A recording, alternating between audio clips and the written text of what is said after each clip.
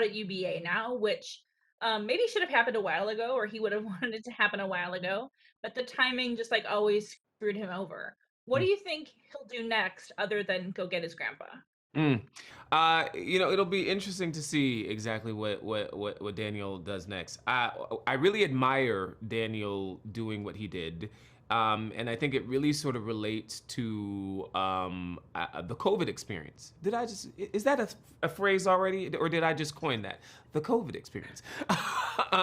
But his COVID experience made him reassess his life, and maybe he has his priorities out of whack. And so we see him go and take care of the personal.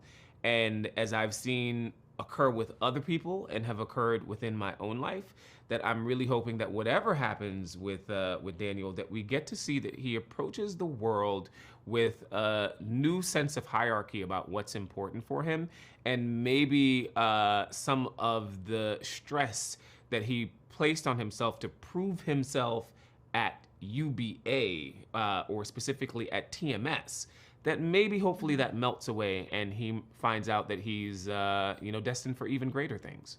There's also that a lot of foreshadowing in his storyline and in sort of what would happen 3 months later in the nation, which is like the real like explosion of the Black Lives Matter movement, and sort of in recognizing the systems of power that are in place Mm-hmm. and are unjust. Mm. Yeah. How did you sort of rectify like Daniel's story there, or like knowing what was coming?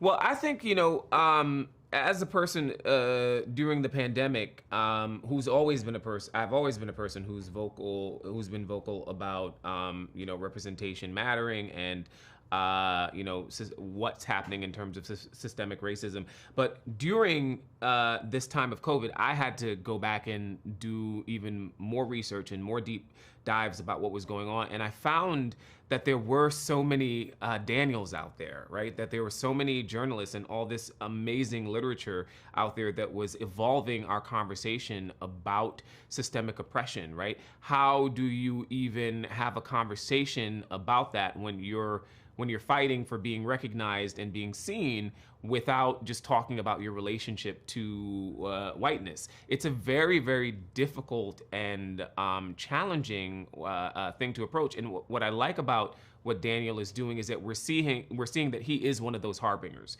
He is one of those people who are talking about, you guys have to recognize what is happening here. You have to see the level to which this system is set up against me, and as a black person functioning within a white space.